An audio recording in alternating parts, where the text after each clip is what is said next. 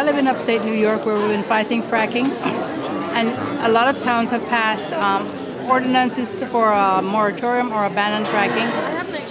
If this TPP passes, those bans and moratoria will no longer be possible. Corporations, the big fat cats, are attacking the two institutions that have any possibility of counterbalancing their power. That's unions and it's government.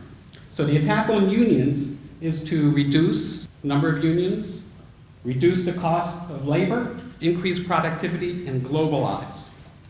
The attack on government, decrease taxes on the wealthy and corporations, decrease social spending, deregulate environment, deregulate trade, deregulate labor, and deregulate politics, and privatize and cut government jobs. That's the plan. The Trans-Pacific Partnership will facilitate for example, all the movement of capitals, all the movement of profits from one country to another, as well as to delocalize production, that is taking production to other countries where they will pay much lower salaries. Specific to what's coming up immediately is something called fast track, and it gives the president the authority to negotiate trade agreements outside of Congress. So Congress has constitutional control over approval and negotiation of trade agreements. Back in the 70s, Nixon figured out that he really wanted more power and needed more power in terms of how to do this, and so he created fast track.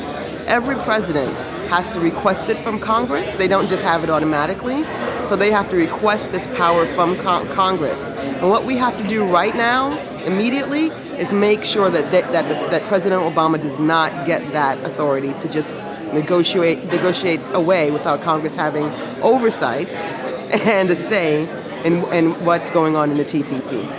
In response to the question of how the TPP would relate to fracking, the Sierra Club is deeply concerned that the Trans-Pacific Partnership Agreement would dramatically increase fracking across the United States. And that's for two reasons. The first is that the TPP would strip our Department of Energy of its ability to oversee, slow, or stop natural gas exports. The TPP would expand natural gas exports to countries in the agreement, and once we're shipping our gas to other countries, there would be demand to produce more gas and to frack more gas. That's the first reason. The second is that the TPP would empower foreign corporations to sue governments over laws and policies which reduce their future profits.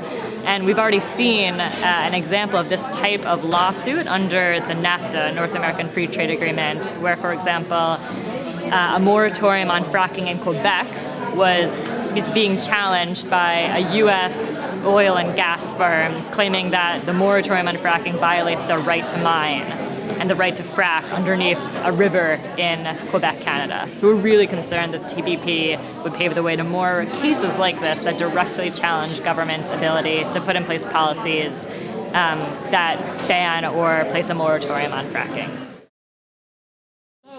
We have been graced by the Raging Grannies, and they're going to sing for us tonight, right now.